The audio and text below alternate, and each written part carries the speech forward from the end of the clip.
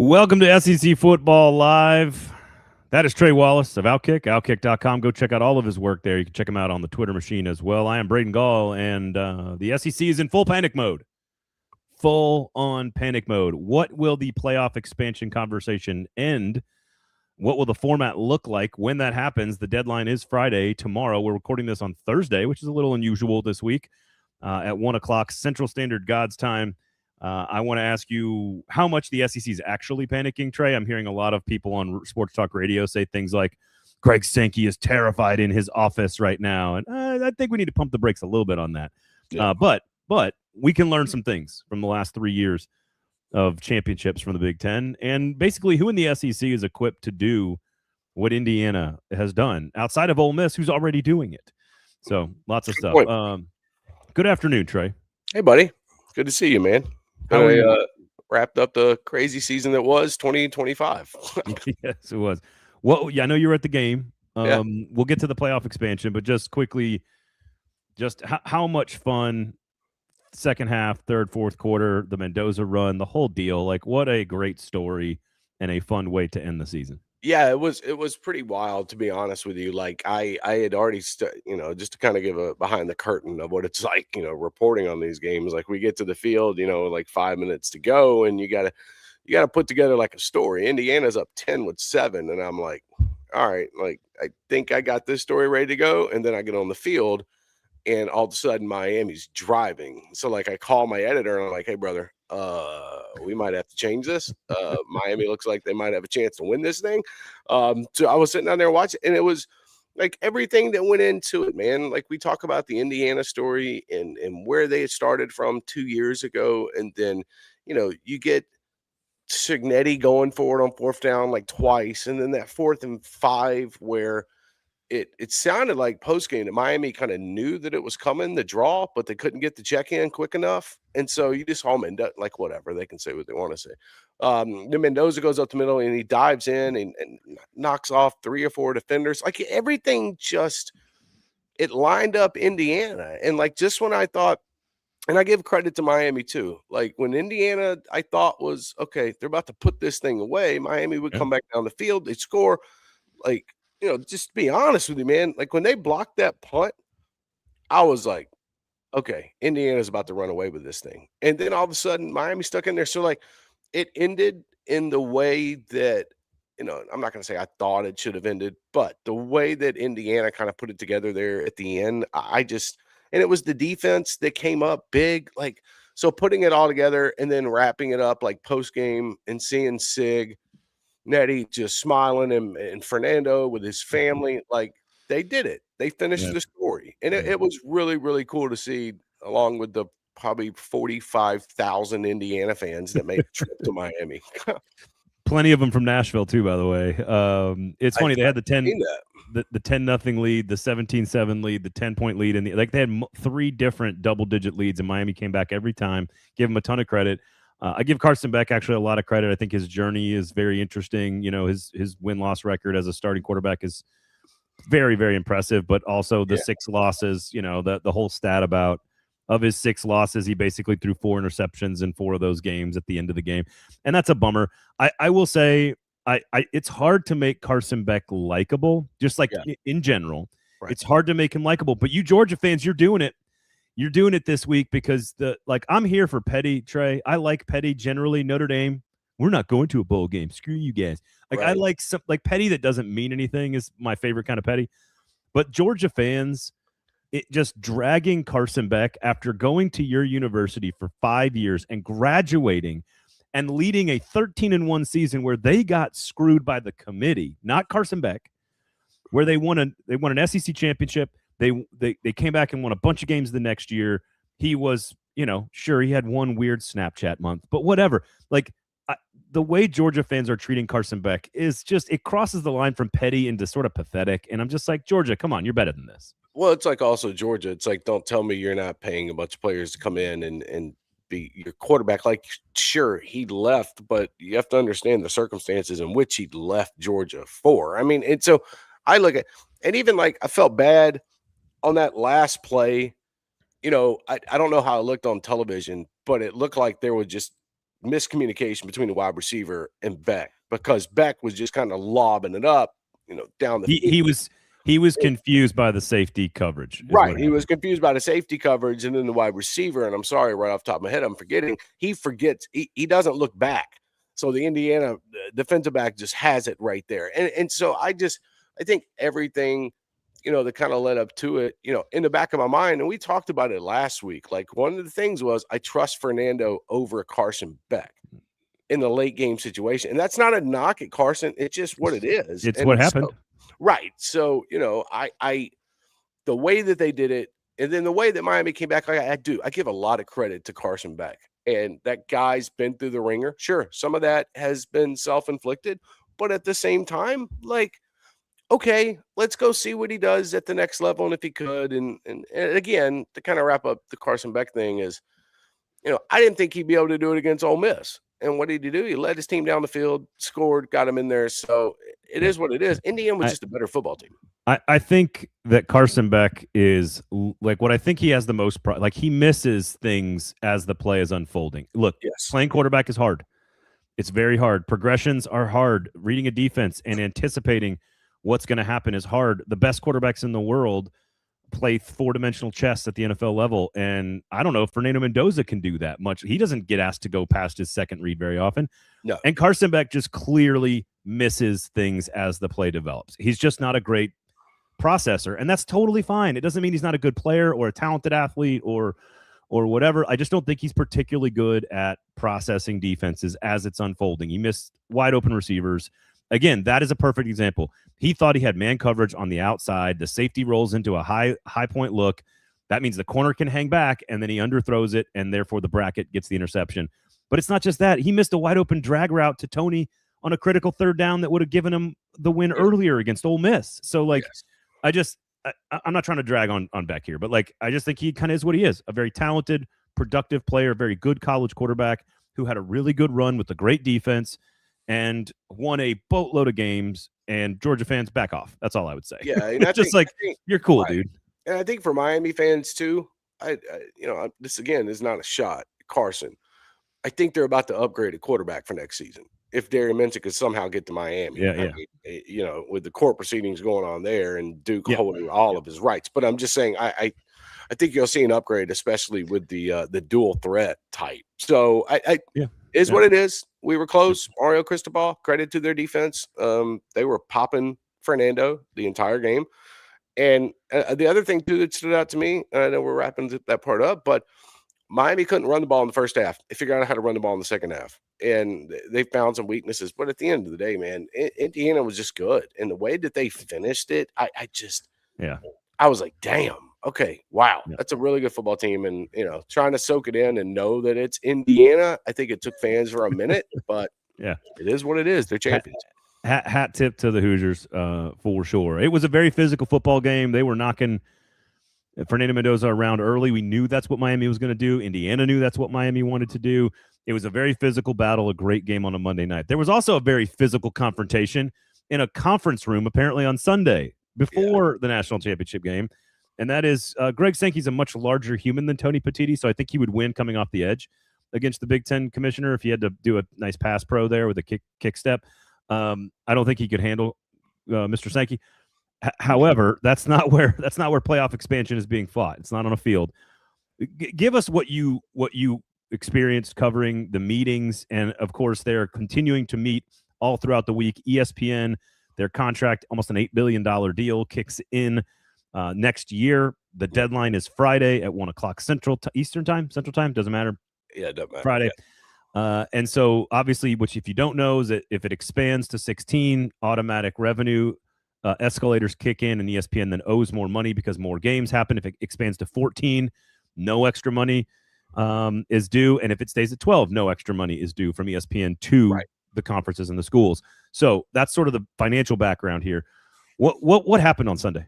Yeah, it was interesting. Like I've covered a number of these, and I remember last year covering it in Atlanta, where the CFP management committee leaders, whatever, all the conference commissioners are there. Notre Dame's AD's there. They met at the Lowe's Miami Beach Hotel. So, they set it up. They have meetings. So we're just, me and don't know, 7, 8 other reporters are just hanging out, and we knew I'd kind of gotten word that they coming off the morning meeting, there was not going to be a resolution on Sunday. And so, it's funny looking back on it now. All the commissioners get out of the meeting and they don't want to talk. Like, and by the way, I think they got their talking point of like what to say, because they all kept saying, "We're not done working. We're not done working." And Brett Yormark goes by, says the same thing from the Big 12. Tom Fernally from the AAC comes by. And then, he was the one that stood out because he said, if there needs to be change, it comes down to two people. And he was pointing to Tony Petitti and Greg Sankey. And they wanted to act like that they still have technically time to get this thing done. And they got 5 days and whatnot. But then it was like, we asked, there was no more scheduled meetings on the books. That mean they can't pop on a Zoom or something like that. But this came down to Petitti and Sankey just not agreeing. And Tony Petitti from the Big Ten wants 24 teams within 3 years. And they think that's like a middle ground to say, okay, we'll go to 16 for 3 years, but you got to promise we go to 24. And it's like, why jump to 24? Like, I'm in agreement, crazy as it sounds, with commissioners from the AAC, the Big 12, the ACC. You got Notre Dame thrown in there, and Greg Sankey. Like, I don't think there needs to be a jump right now. I don't. Like, 16 is fine, and I agree with that point, but 24 is just too much. So what you saw, and it'd be great to have hidden cameras in there. You saw both of these commissioners going at it, and I think at the end of the day, where they walked out, it was funny. Tony Petitti rushed right by us. Like, it was Ben Portnoy was there, Heather Dinitz. I could go on, whatever. Rushed right by us, got on the elevator, said, I got to go catch another meeting. No, you didn't. You didn't have another meeting for another hour. Like, you could have talked. Greg Sankey, we saw him. We saw him in the back. And once he saw us huddling around, he was like, yeah, I'm not walking out of that. I'm not talking about this. And so now we're at this point where I don't see how anything could change. I know for a fact that as we are recording this right now, there hasn't been like a meeting today called for any kind of Zoom or anything like that to discuss this, Braden. So really what it's going to come down to is Friday. We asked too. We said, look, is ESPN going to extend this any further? Are you going to get another 15 days? No. The answer is no. Friday, that's it. Why would they? They don't have to, and that's the thing. Like, they don't. And so I think this to be fair, ESPN's deadline is technically arbitrary. They do have to put in their dates and their schedules and their production crews, and they got a lot of stuff. But that's a year away, and I'm not saying I understand their urgency around this, ESPN, but also like they could be like next week if they were close to a deal. Yes, and the commissioners were close. They had to iron out some details. ESPN could be like, all right, we'll give you the weekend or we'll give you next week, and it would not affect their broadcast schedule for next year's playoff. No, and the whole crazy part is about all of this is, if you remember, I guess it was 2 years ago, year and a half ago, you remember the SEC and the Big Ten had a joint meeting in Nashville. Yeah. And they met down there at the Hyatt or whatever. And the previous one, or the next one, was in New Orleans. So we went from the Big Ten and the SEC trying to form this conglomerate merger to now they hate each other in a simple way to put it when it comes to formats. So we went from them, let's have the Big Ten SEC Invitational in football, and let's agree to play more, and the revenue will be there. And I have the picture in my phone of Petitti and Sankey sitting next to each other at that desk answering questions from us. And now we're at a point they can't get along. Yeah.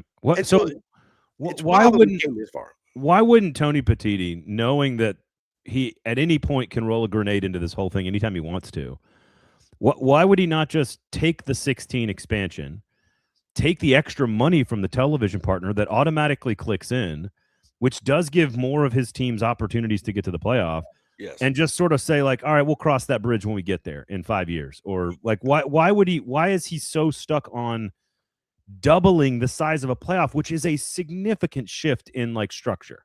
You know what I think it comes down to, and this is my personal opinion and not talking to two folks. I think Tony's swinging the big stick right now after 3 national championships, and I know this part happened before, but 2, you knew you were going to potentially have a third. Probably, I think he's trying to throw his weight around like Sankey was throwing his weight around when Georgia and Alabama were going on their runs. That's just my personal opinion. Like, I think he is, and obviously the money's there. Like, we get that part. The money would be there. There would be even more money if they expanded. Like, that's understandable. But also, we're getting to a point too where, potential private equity is coming into play for the Big Ten. We'll see where that goes over the next 6, 8, 9 months.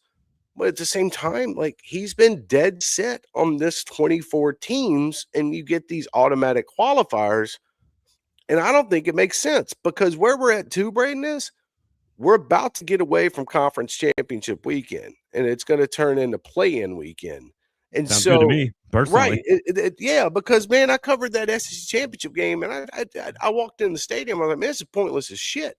Like, I'm not excited for this. Like, fans would fall in love. They might like bristle at getting championship weekend out of the way. They might at first be like, oh, wait a second, we're not going to have a championship. We're going to watch the 4 and the 5 play each other. That might feel weird at first, but as soon as you watch the games, I guarantee you everybody is. Well, and also, too, they would be all in on the play-in games. Like, that would be fun. Like, you literally have a postseason in tournament going on to see who makes the playoff. Like, that would be – and look, here's the other thing, too. If you want to play an SEC title game, play it. That's fine. Doesn't mean you got to put all your starters in, whatnot, blah blah blah. So like backup starting across the board in the SEC championship game. Right, exactly. So like that's where in with the expansion, even if it was 16 teams, you're going to get more on-campus games, which I'm in favor of, and at the same time, you're going to knock out. I think the last 6 weeks of the season. We saw so many back and forth between strength of schedule and who should be in and who should be out when it comes to, the win-loss and, Vanderbilt jumping Texas and Texas jumping Vanderbilt back. Like we would have seen. Yeah. And I'm trying to remember that the game. Notre Dame, Miami, we would have seen, Yeah. Right. And so, it comes down to money. And also the other thing is too, they understand, and I'm talking about like Tony Petitti in the Big Ten, is if they don't come to an agreement, they still gonna get the same amount of money that's owed in their contract. Right. So what's the point? Yeah, no, I agree. Let me float 24 teams, see if this shit's gonna float. That's right. Andrew says if 24 gets approved, just stop watching. That won't happen. I will not stop watching. 24 is wild, says Jess. I'm lost as to why they can't meet in the middle. Here's the thing: 16 in the eyes of Greg Sankey, 16 is already meeting in the middle.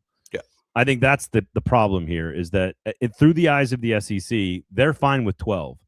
And they look at 16 and go, we'll do this for you, Big Ten. And the Big Ten goes, fine. Well, we'll take – you give them an inch, you take a yard, right? Like, that's what they're doing.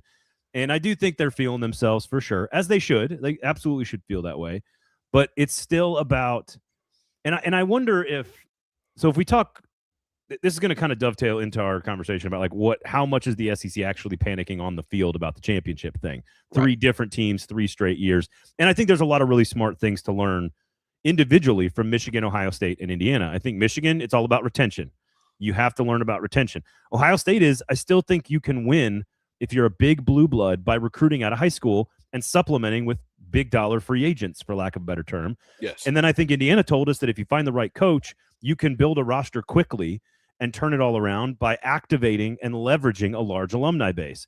And the Big Ten has massive, enormous alumni bases that have never been leveraged relative to the SEC.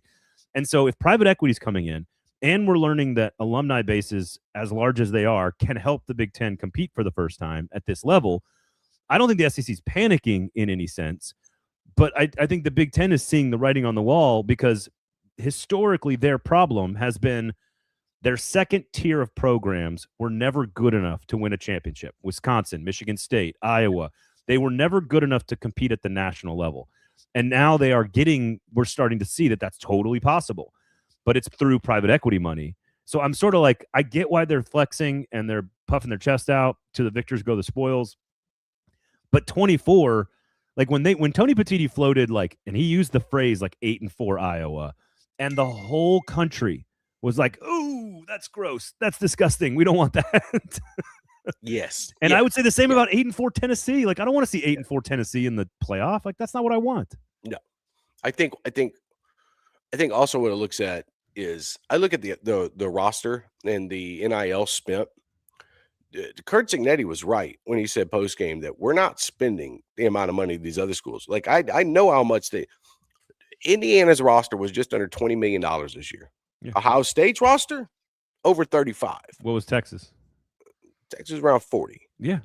So what I'm getting, like, you're figuring out ways. So the narrative that Indiana, and this is just, and this is like, this is not a shot at college football fans, but what I am saying is, you look at Indiana and you think, oh my God, all they did was just go add the transfer portal and it's NIL. No, man, No, they Signetti. had 0 5 stars, man. Like, I am Fernando Mendoza was being paid $1.8 million this year. I am convinced that you can learn nothing from Indiana. Not because it's not like brilliant and awesome. It is. It's not Moneyball either. You cannot replicate Kurt Signetti. You just can't. Like, he's just the special thing that is the ingredient that no one else really has. Other people have really good coaches, Kirby Smart and etc. But like, yes, exactly, Eddie. This Indiana team was a total unicorn. No 5 stars, never been done before. Blue chip ratio like this, never been done before. Quarterback who was 2-star, like never been done. Like, none of this stuff has been done before. And so I don't think you can actually learn anything from Indiana other than go hire great people, build a good culture, and create buy-in. All kinds of like traditional football stuff. So they are a product of being able to build your roster quickly through the portal and through NIL, but it's not the same as, it's not Texas Tech. Like, they're not just buying fixes to problems all across their roster. It is Signetti being a unicorn. 15, I think I've got this stat right. 15 of the 22 starters have played college football for 3+ years. Yeah, they're old. They're like BYU.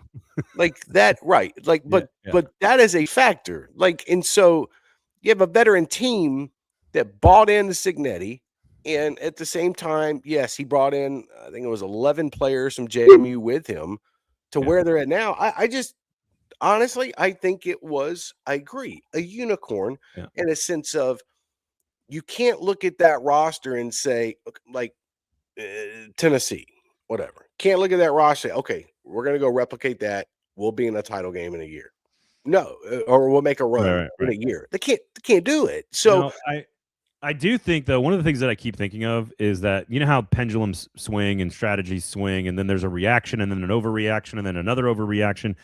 And I do think one of the things that you probably could take from the Indiana, to your point about the age and the older and the veterans, because portaling is such a prominent thing, and because we're going to be doing that, especially at the quarterback position, probably across the board from now on, until like multi-year contracts and a centralized governing body and all this other stuff happens, collective bargaining, etc.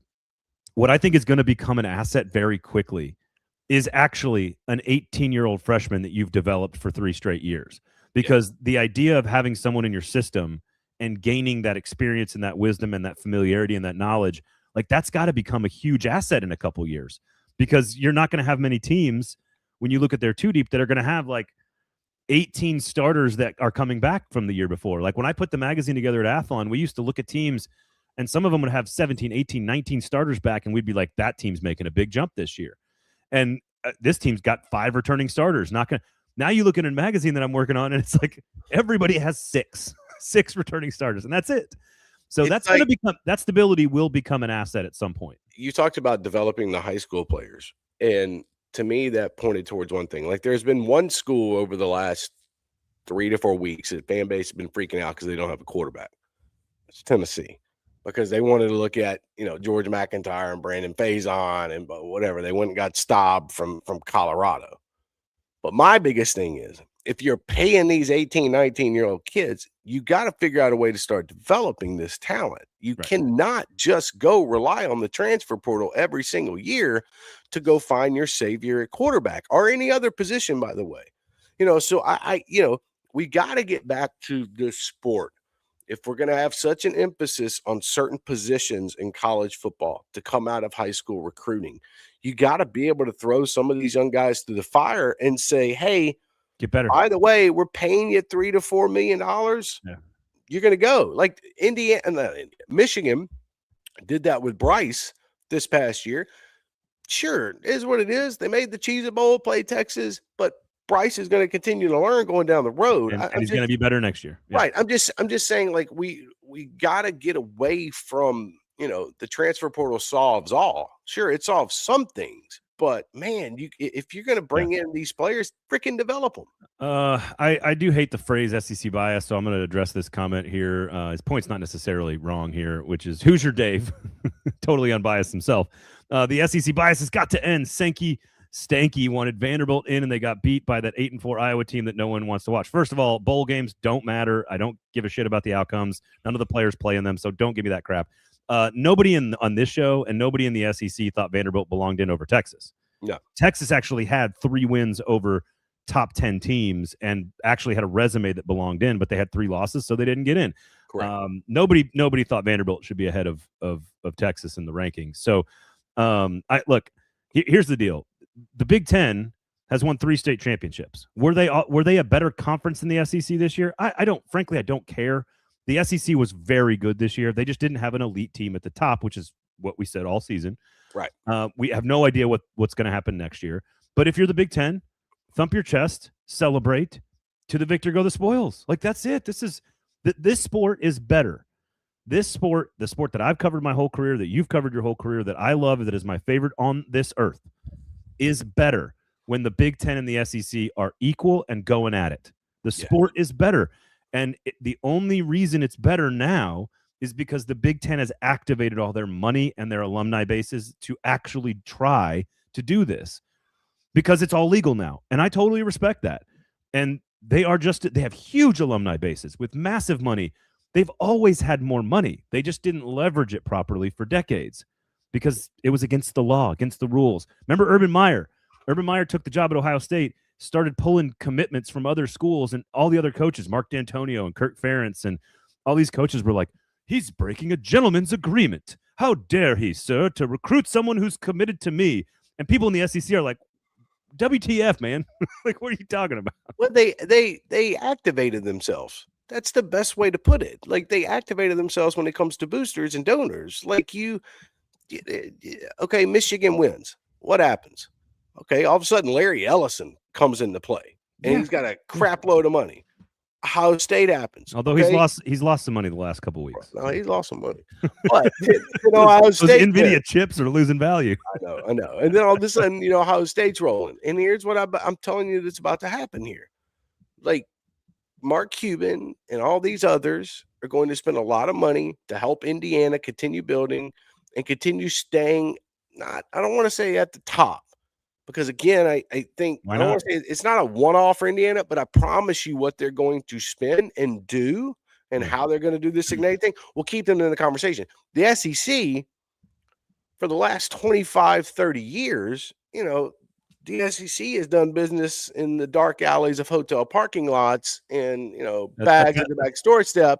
A new washing machine and $1,000 goes a long way in 2005. $1,000 in a new washing machine does not take you anywhere you need to go now. And here's the best way an athletic director put it to me over the last couple of weeks, and that was a good reference, is, 10 years ago, 8 years ago, you were spending $250K and you got your blue chip player. And you had a bunch of boosters around the South and in the SEC that could afford that. Okay. Yep. Not every school can afford that now in this conference where we're at. And that's why you're starting to see some of these schools try to raise money in different ways and whatnot. Like, I get it, but you don't, like, I don't know, like in Auburn's case, Jimmy Rain is not out here dropping $10 to $15 million on Auburn along with doing a Yellowwood commercial.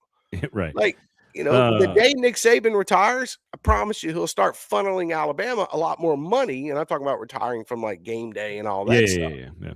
But that's just where we're at. The North has a shitload of more money to spend, man. They always have. Listen, thank you, Jess, for defending us. These dudes have always been fair. Trey and I have always covered I've covered the entire country. I started working at rivals.com. I am from Madison, Wisconsin. I was raised in a Big Ten family. So people that don't know me, that's fine. I understand that. QC Hawk knows me. I'd like to think he thinks that we're very fair about this. I love all of college football, and I want it to be healthy and balanced, and I want there to be good systems in place. I want the players to get paid. Like I'm just like a regular college football fan like everybody else, but we've been around the game a long time. So, dude, I would tell you straight up right now, if I hit the Powerball this weekend, I promise you the South Alabama Jaguars would be in the CFP next year. That roster would cost over $50 million. I'm gonna hold you to it. So here's the thing, though. You guys are kind of pointing to a couple things that I think is worth mentioning from a media perspective, because I've experienced this from a lot of Indiana fans who are very close with me in my life. Hoosier says it's all this just mid-pack garbage we hear week in and week out, I assume, about the SEC. And QC says, who's an Iowa fan, says, I'm going to make Feinbaum eating crow on Indiana and the Big Ten on my ringtone. Let me let you guys in on a little something here. Please do. And I know you know this. Yes. Because you work for somebody who is brilliant at this. Yes. The fact that Feinbaum is getting mentioned in these comments about eating the crow only tells you how good he is at doing his job. His job is not to be right about anything. His job is to get your attention. That's it. That's the whole job. If you want long-form conversations about the ins and outs of Big Ten SEC meetings, you come to a show like this. If you want to be outraged, listen to the national folks on any network, ESPN or Fox. I work for ESPN. You work for Fox. Like, pick a network, and they are going to do everything in their power to keep you staring at the screen. That's it. And so if he says something outlandish that offends you, and you're so crazy, I can't believe he said that, then he wins. If then he comes back and he uses it to apologize to you, and then you can't believe it happened, and now you're obsessed with what he's saying, guess what? He wins again. And I fill in for Feinbaum. I fill in for Paul Feinbaum on the Paul Feinbaum Show. I am one of his QB2s. And I know that when I go in to do that show, I have to do it very differently than how I do this show. There's a reason. Media secret, not anything else. There's a reason why when I visited Columbus, Ohio this year in Happy Valley, that in the hotel, they had the SEC network as a part of their channel lineup. That's not like that everywhere. Okay. In Colorado, when I visited, they got to have Feinbaum playing to piss people off. That's all it is. In Boulder, they didn't have SEC network on the channel lineup. They do in the Big Ten country. Yeah, I know. Again, that's more of a media thing, and it's not just college football. But like what Paul realized, and honestly, I have a ton of respect for him on this. He's also been very good to me. So like on a personal level, like I appreciate Paul. He's actually a really, really good guy. Very kind guy. And I don't know if he believes half the things he says on Get Up. But here's what Paul realized very early on, before social media, before algorithms, before enrage bait, before any of this stuff. He learned that if he just got in the middle of Auburn and Alabama fans on a local radio station in Birmingham with his column turned into audio phone calls, he could make a fortune. Yes. And then what he realized is when he and he actually backed out of the politics thing, Jess. He's not actually running for anything, but he knows how to troll people. He knows it was all a ploy. He was never running for Senate ever. No. And so he what he did is he just realized, I can take this Auburn and Alabama thing and I can make it a North versus South thing. That's it. When he grew up out of Alabama and brought his radio show, I was working at Sirius at the time. He brought his show onto our network it was Sirius XM channel 84 at the time, I think. Maybe it still is. Yeah. He brought his show onto that network and onto ESPN and onto SEC Network when they launched it in 2014. And he realized, this is the same play. I'm going to run the same play every time, but I'm going to run it pitting the SEC and the Big Ten together. You want to know why? Because all of us take the bait all the time. And the amount of text messages I got from people, do you think I can't believe Paul would say this about Virginia Tech. And I'm like, that's his only job, is to piss you off. That's the job. That's what he gets paid to do. There's a reason. Sorry, end of rant. There's a reason why on the Feinbaum Show that he will have Big Ten reporters on. If it was all just SEC propaganda, why would he have Big 10, Big 12 spacing it around the country? He is pitting the SEC versus these other regions. Country, and it comes out as ratings galore for him. And so, and ESPN loves it. Was ESPN pissed off when he did an interview with Clay and all of a sudden he's talking about it? Yes. But Paul Feinbaum knows how to poke the bear, and that's all he was doing was poking the bear. Sometimes literally it was the bear. Here's the other thing. None of this affects the games and the season and the playoff. The idea that I'm going to use Joel Klatt and Paul Feinbaum for the sake of this, because Clay's in there on the Fox team too, just shilling for the Big Ten, right. And the SEC ESPN people are shilling for the SEC. Like, they're all in bed together, they're all in business together, and they're all shilling for their properties and their businesses. Correct. None of that affects the playoff rankings. No. None of it. So it doesn't matter how many big name talking heads say great things about Penn State or Tennessee. It doesn't have any impact on who gets into the playoff. No. I mean, it has no impact on who gets into the playoff at all. I promise you, Rich Clark and all of them in the committee room, and Hunter Yurachek and the rest of the committee, they're not listening to local sports talk radio to influence their decision. If that was the case, we would be at 16-team playoff, and it would already be agreed upon. All right. So the question is sort of like, what is so if you remember let's get back to the SEC here, because a really good conversation in the comments right now. So if you're watching on YouTube, go back and check it out about all the different sort of talent distribution and the leveraging of resources, all good stuff in the comments by you guys. What I find really interesting is like this image of Greg Sankey, like being this architect of the conference. Because if you remember, and I don't remember what year it was, I want to say it was like 2010, 11, 12-ish maybe. And I think you probably know where I'm about to go with this. He went and got Mike Tranghese, who was the former commissioner of the Big East, to come down into the SEC and solve his basketball problem, basically. And he said, come on down, dude. Tell us what we're doing. Let's fix this thing. We got to fix it. And Tranghese came in and helped. They hired really good coaches. They did turn on the money for these players. And the SEC has, taken off in terms of its basketball. I don't know which league is the best, so I'm not going to sit here and pretend to know. But like they're a much better conference in hoops today than they were 10 years ago, 15 years ago. Yes. Great. I mean, I guess apparently, according to a lot of the conversation, like one of the best conferences ever assembled last year, apparently. And so what I find interesting is this image of Greg Sankey like panicking, or the SEC shaking in its boots or something like that. And it's like, if private equity and the money above the table is so big in the Big Ten because of alumni bases, then I think you've got a problem if you're the SEC, because they will just never have the same size outside of Texas. They're just never going to have the alumni bases that even compare to the SEC's size and scope of those alumni bases. If that is what it comes down to, private equity and alumni, the Big Ten has a major advantage. But if it's about like who can win a national championship right now, I mean, the Ole Miss Rebels were one play away from doing the exact same thing that the Indiana Hoosiers did. And if you look at the Big Ten, and this is not meant to be an anti-Big Ten thing, but the Big Ten cannot be at its best if Penn State is awful and firing its coach. It's the worst Wisconsin team I have ever seen in my lifetime. Michigan State fired its coach. USC is down. Washington is fine. They were good. Nebraska's okay, but all of them could be better. So don't tell me that the Big Ten was some elite version of itself. Indiana was elite. Ohio State was down. Michigan was down relative to the last few years. Yes. It was a great Indiana team. The SEC didn't have one of those. But Ole Miss just did exactly what Indiana did, which is, I'm going to take a program that's never competed at this level before. We're going to hire a good coach. We're going to invest in the roster, and we're going to see what happens. And they were one play away from being in the national championship game. I could even say Oregon has not lived up to expectations under Dan Lanning. They were better the year before. Oregon was. That's what I'm getting at. Like, they got their ass whipped on a Friday night in Atlanta and made themselves look bad. Now, that's not a shot at Dan, because I think Dan is one of the top 5 best coaches in college. I love Dan Lanning. Dan Lanning. I'm just QC, and Iowa keeps chugging along. That's exactly right.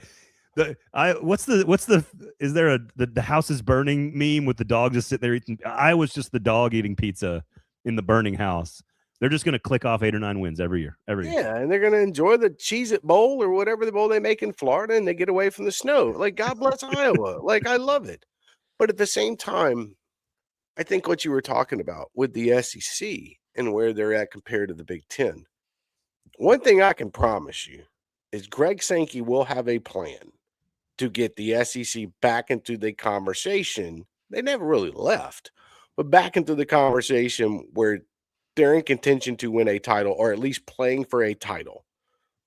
Maybe every year, every other year, the playoff distribution is going to be interesting. Ole Miss was so close to being like I asked myself last week.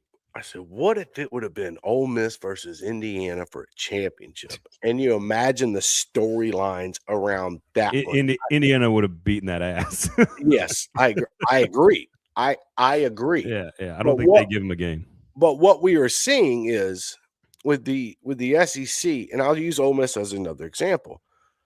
Through all the shit that Ole Miss has been through over the last 6 to 8 weeks, they were still able to retain their starting quarterback, who, by the way, is going to be granted another year. That would be Trinidad Chambliss. And they also got their star running back to return. They're spending the money. I'm concerned about the positive vibes in Oxford long term, but that's a story for a different podcast. Long term is different. If we're talking 3, 4, 5 years from now, that's a different conversation. I'm talking about at least next year. So we look at the rest of the SEC. I promise you, in talking with some of these ADs and boosters around the country, they don't like the spot that they're in right now. Yeah. So once they dig into their pockets, which, by the way, it's not as much as the Big Ten, and I agree with that, they're going to find a way to get back to it. And I think roster limits is going to be one way that they get around the system. Well, and look, Kentucky just spent an unprecedented amount of money to fire its football coach. That's never been done before. So like they're also like money on NIL. They're also like right down the street from Indiana, and if you cross over the Ohio River, you get into southern Indiana. That's Indiana territory real fast. It's red and crimson and cream. It's not blue anymore. What I find interesting again is I actually it does not matter which conference is better anymore. It doesn't matter. No, it never really did. It doesn't matter.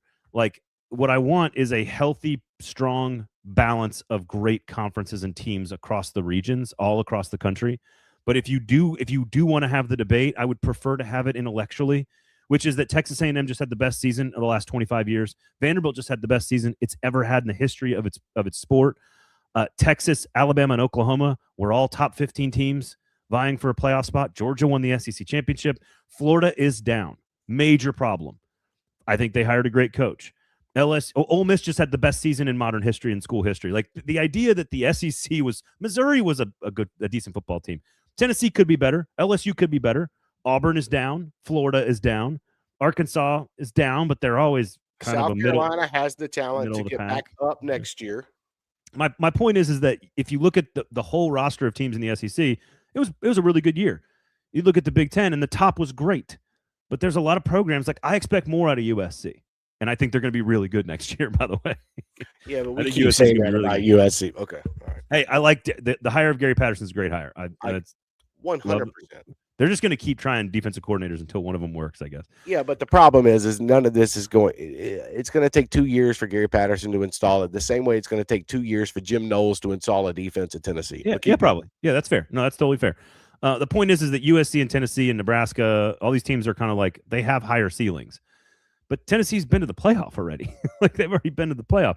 So my point is the SEC is very healthy right now. So there's no chance they're panicking. The Big Ten is very healthy right now. They don't need to do anything either. Like just everybody stay the course. Like just everybody be cool and let's keep having great football games in the playoff to watch. Like that's what matters here. And so at the end of the day, too, somebody's going to cry uncle when it comes to this CFP expansion. It might not be this year. It'll be next year when they figure out how they're going to go about it. And especially with 24 teams sounds awful. That's a shit show. I don't want 24 teams. There are not 24 teams that are good enough to play or even contend for a national championship every year. By the way, folks, that's just a way for them to cash in more on ESPN and have more money to pad their pockets. That's it. There's not 24 teams. I think one of the ways that like kind of crystallized this, and this will kind of be the end of the show here. The thing that kind of crystallized the balance between the two conferences and sort of the future projection here. Because like the question I wanted to ask you is like, well, who could do this in the SEC? Do what Indiana did. Ole Miss already did. Ole Miss already tried. Yes. It may not work. I think it's gonna slowly erode over time because without Kiffin, it is what it is.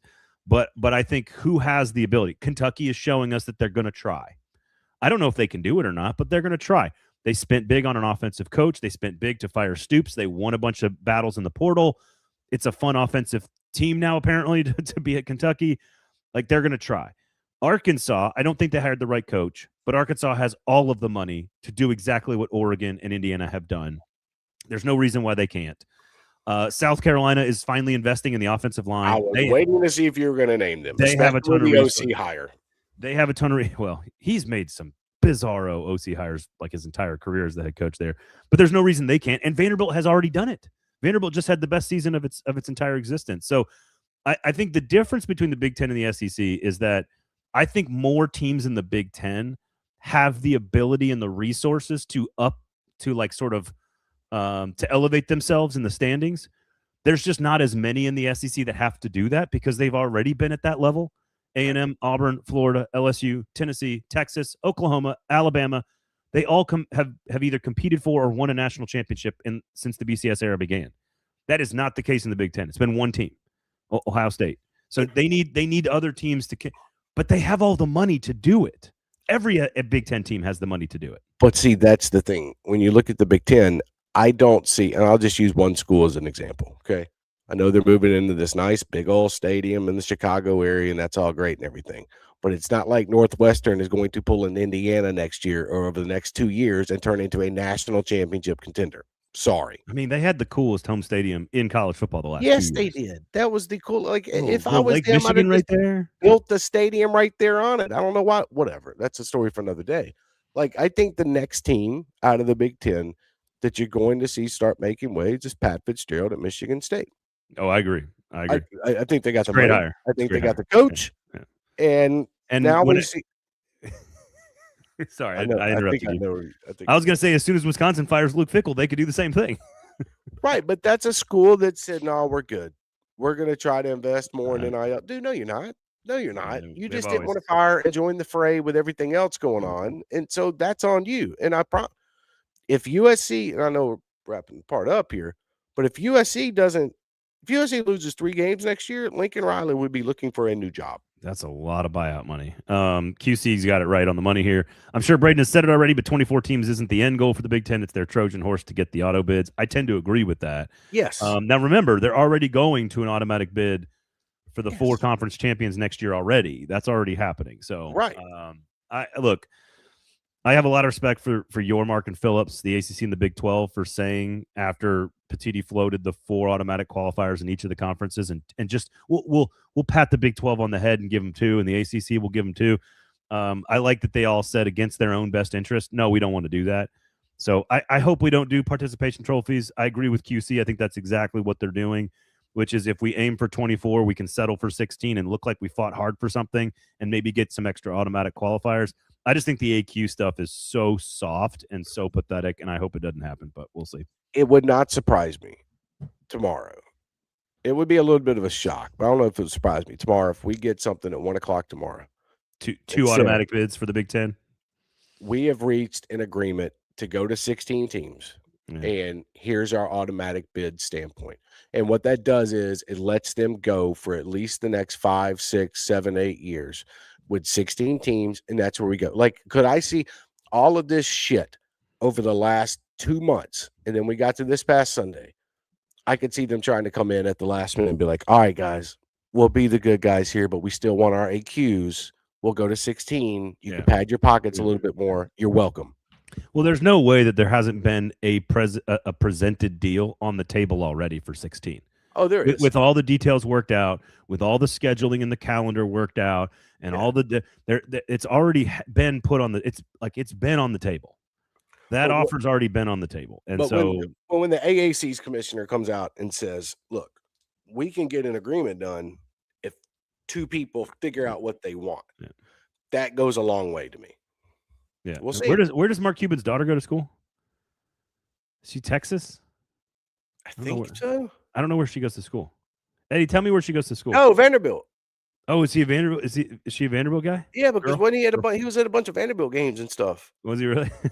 Yeah, like basketball games and stuff like that. I think it's it's not just again. This is why I keep saying alumni base instead of donors. It's not just the Mark Cuban guy. the thing that was leveraged by Indiana through all of this was we have the largest living alumni base in the world. And you know who else is in the top 10 of biggest alumni bases in college football? They're all Big Ten teams. Yes. Most of them are Big Ten teams, other than Texas. There was a reason why that city in Miami was just infiltrated with Indiana fans in the same way from Atlanta. Like, they come from all over. Like 18% of the tickets were coming from the state of Florida, and it wasn't Miami fans, I promise. Is she a Vanderbilt guy? I'm glad you caught that. I know. My bad.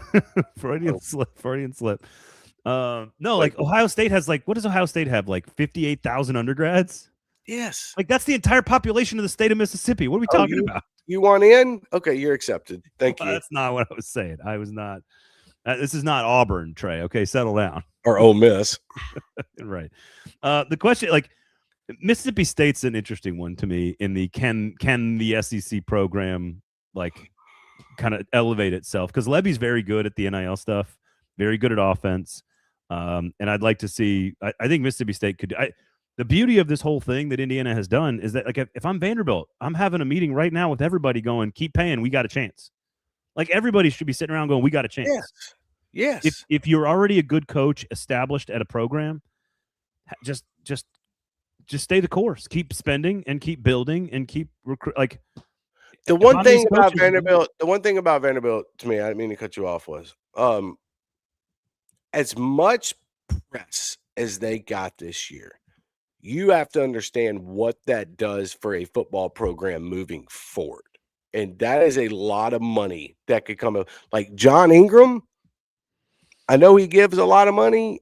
And can they pick up the phone like Tennessee does with Thunder Thornton and Mr. Haslam every now and then? We need this little extra money to take care of that. I'm not saying it could happen. What I'm saying is they do have a couple of boosters around here, kind of like some of these other schools that have that amount of money that if they want to get involved in it, they can.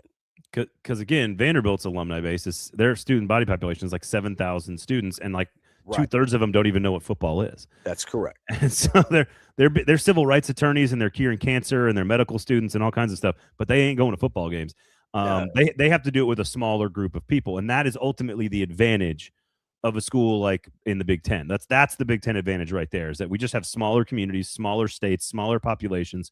The South has always been like that. It's always been. This is why Jim Delaney was able to sign a contract with the ESPN in the early 90s, was because there were more people to look at, to watch, eyes and ears.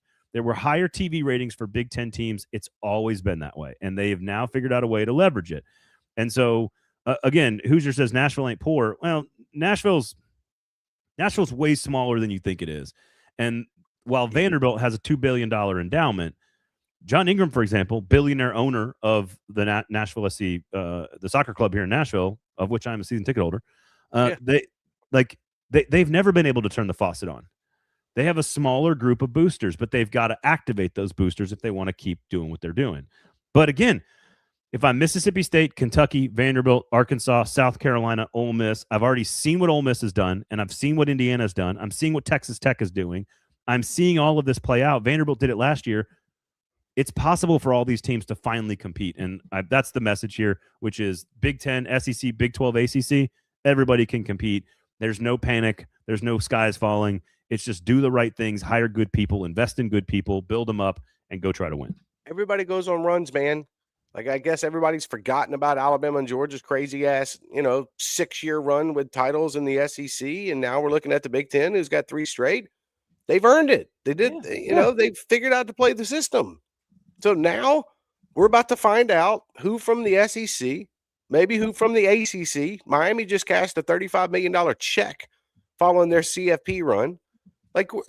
Somebody's about to step up again. So I'm just, and Miami's trying to do it right now. Miami's that's a small private school. Shitload of money to get Darian Mensah.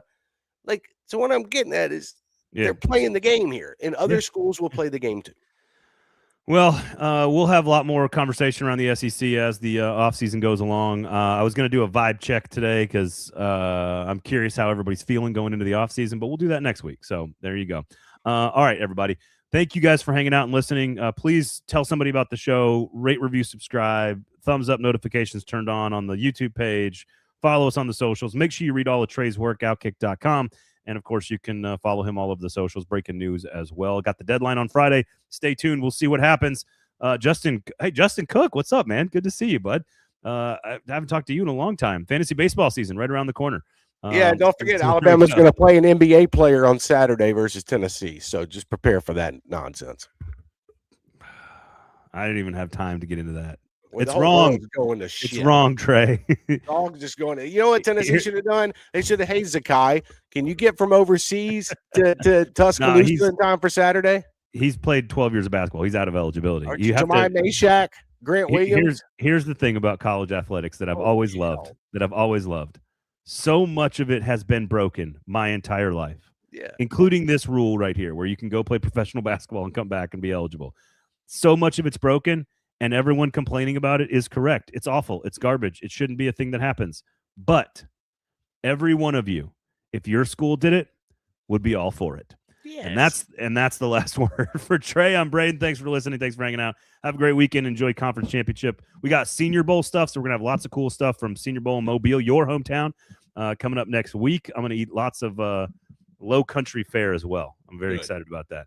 Thanks for listening, everybody. Thanks for hanging out. We'll talk to you next time. Peace and love.